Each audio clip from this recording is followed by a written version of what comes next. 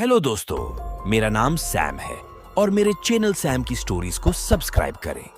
और अगर कहानी अच्छी लगी तो लाइक, शेयर और कमेंट जरूर करें। आप सब दोस्तों का शुक्रिया। यह कहानी एक अनजाने भय की ओर ले जाती है, जहां धीरे धीरे रहस्य और खतरा आपको घेरने लगता है। कहानी की शुरुआत एक सामान्य सी शुक्रवार की रात से होती है। मैं कॉलेज का एक साधारण छात्र था जो अपने खर्चों को पूरा करने के लिए हर वीकेंड एक डिलीवरी ऐप पर काम करता था। उस रात में कुछ भी असाधारण नहीं था, या कम से कम मुझे ऐसा ही लगा। लेकिन कभी कभी जिन चीजों को हम सामान्य समझते हैं वे ही हमारे जीवन को बदलने का कारण बनती हैं। उस शुक्रवार की रात मैंने पहले की तरह अपना फोन चालू किया और ऑन ऑर्डर्स का इंतजार करने लगा। शुरुआती कुछ ऑन ऑर्डर्स काफी खराब थे, पेमेंट बेहद कम और रास्ते में समय बर्बाद करने वाले। कुछ देर बाद जब मैं लगभग हार मानने वाला था तो एक ऑन ऑर्डर आया जो पेमेंट के लिहाज से ठीक था, लेकिन उसकी लोकेशन कुछ अजीब लग रही थी। वह जगह मेरे सामान्य डिलीवरी रूट से दूर लगभग 8 मील की दूरी पर थी। मन में थोड़ी घबराहट थी, लेकिन पैसों की मजबूरी के चलते मैंने ऑन ऑर्डर एक्सेप्ट कर लिया। रेस्टोरेंट से ऑन ऑर्डर उठाने के बाद मैंने जीपीएस को सेट किया और ड्राइविंग शुरू की। जैसे ही मैंने शहर के परिचित रास्तों को पार किया, धीरे धीरे अंधेरे और खाली सड़कों पर उतर आया। रात गहरी होती जा रही थी और मेरे चारों ओर फैली खामोशी एक अजीब सी बेचैनी को जन्म दे रही थी। 20 मिनट की ड्राइव के बाद मैंने देखा कि मैं अब खेतों के बीच से गुजर रहा था। दूर दूर तक फैली हुई खाली जमीन और झूमती फसलें एक अनजानी दहशत का एहसास करा रही थीं।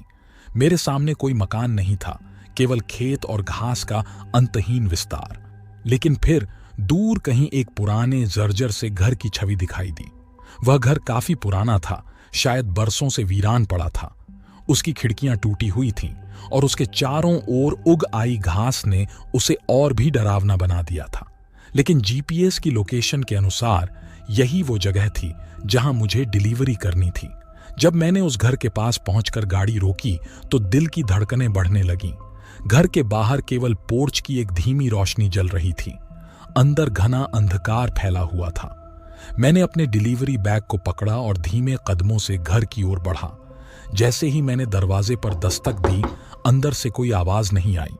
चारों ओर अजीब सा सन्नाटा था, जैसे वहां कोई नहीं था। मैंने फिर से दस्तक दी, लेकिन कोई जवाब नहीं। अब मुझे थोड़ा शक होने लगा था। खिड़कियों में झांकने की कोशिश की, लेकिन कुछ दिखाई नहीं दिया। वहां की खामोशी और अंधेरे ने मेरे दिल में एक अजीब सा डर पैदा कर दिया था। अचानक पीछे से गाड़ी की हल्की गड़गड़ाहट सुनाई दी। मैंने मुड़कर देखा तो एक पुरानी कार धीरे धीरे मेरे पास आकर रुकी। उसमें से एक आदमी उतरा। वह लंबा था, चेहरे पर घनी दाढ़ी और कपड़े पुराने और धूल से भरे हुए थे। उसने मुझसे कुछ नहीं कहा, बस मुझे घूरता रहा। उसकी आंखों में कुछ ऐसा था जो मुझे भीतर तक कंपा रहा था। मैंने घबराकर उससे पूछा, क्या ये आपका ऑन ऑर्डर है? लेकिन उसने कोई जवाब नहीं दिया। वह बस चुपचाप खड़ा रहा और उसकी नजरें मेरे ऊपर जमी हुई थीं। मेरा दिल अब जोर जोर से धड़कने लगा था। मुझे एहसास हो गया था कि मैं एक भयानक स्थिति में फंस चुका हूं। एक अजीब सी ऊर्जा ने मुझे जकड़ लिया था, जैसे कुछ गलत होने वाला था। मैंने बैग को गिरा दिया और बिना कुछ सोचे समझे दौड़ना शुरू कर दिया। मेरे कदम घास के उस घने विस्तार में तेजी से आगे बढ़ रहे थे। पीछे मुड़कर देखा तो वह आदमी भी मेरे पीछे दौड़ रहा था। उसकी चाल में एक भयानक तेजी थी, जैसे वह मुझे किसी भी हाल में पकड़ना चाहता हो। घास की ऊंचाई बढ़ती जा रही थी और मेरे पैर उसमें उलझ रहे थे, लेकिन मैं रुकना नहीं चाहता था। मेरी सांसें अब तेजी से फूलने लगी थीं और शरीर थकान से चूर होने लगा था, लेकिन डर ने मुझे रुकने नहीं दिया। हर कदम के साथ वह आदमी और करीब आता जा रहा था। उसकी सांसें मेरे कानों में गूंज रही थीं। मैं जितनी तेजी से दौड़ सकता था दौड़ता रहा। अचानक मेरे सामने एक सुनसान सड़क आ गई। मैंने अपनी सारी ताकत से दौड़ते हुए उस सड़क पर पहुंचकर दम लिया।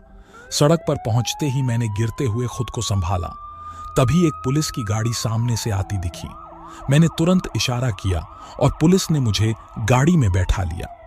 जब मैंने उन्हें पूरी कहानी बताई तो उन्होंने उस आदमी को ढूंढने की कोशिश की, लेकिन वह गायब हो चुका था। मेरी कार वहीं खड़ी थी और डिलीवरी का बैग अभी भी घर के बाहर पड़ा था। उस घटना से पहले भी एक अजीब वाकया मेरे साथ हुआ था। जब मैं 18 साल का था और कॉलेज के लिए पहली बार लंबी सड़क यात्रा पर निकला था। कॉलेज मेरे घर से 600 मील दूर था और मैंने इसे 2 दिनों की ड्राइव में विभाजित किया था। पहले दिन की ड्राइविंग में सब ठीक था, लेकिन जैसे जैसे रात होती गई मैं थकान महसूस करने लगा। सड़कों पर कारों की आवाजाही कम हो गई थी और हाईवे अब लगभग खाली था। रात के लगभग 10 बजे मैंने एक सुनसान गैस स्टेशन पर रुकने का फैसला किया। यह गैस स्टेशन इतना दूर था कि वहां न कोई शहर था और न ही कोई अन्य गाड़ी। स्टेशन पर बस कुछ पंप और एक छोटा स्टोर था। जब मैंने टैंक भरना शुरू किया तो मैंने देखा कि एक बूढ़ा आदमी धीरे धीरे मेरी ओर आ रहा था। उसकी चाल धीमी और थकी हुई थी और उसकी आंखों में एक अजीब सी उदासी थी। उसने मुझसे कहा, तुम्हें वापस हाईवे पर चले जाना चाहिए। मैंने उसकी बात को अनसुना कर दिया, लेकिन उसके चेहरे की गंभीरता ने मुझे बेचैन कर दिया। मैंने टैंक भरने के बाद गाड़ी स्टार्ट की और जाने ही वाला था। तभी अचानक एक पिकअप ट्रक तेजी से मेरे सामने आकर रुका। उसमें से 4 लोग निकले, जिनके हाथों में चाकू और धातु के पाइप थे। वे तेजी से मेरी ओर बढ़ने लगे। मुझे समझ में नहीं आया कि क्या हो रहा है, लेकिन मैंने तुरंत गाड़ी को रिवर्स किया और वहां से भाग निकला। वे लोग मेरा पीछा करने लगे और मैं जितनी तेजी से गाड़ी चला सकता था चलाता रहा। किसी तरह मैंने खुद को बचाया और पुलिस को फोन किया, लेकिन कोई जवाब नहीं मिला।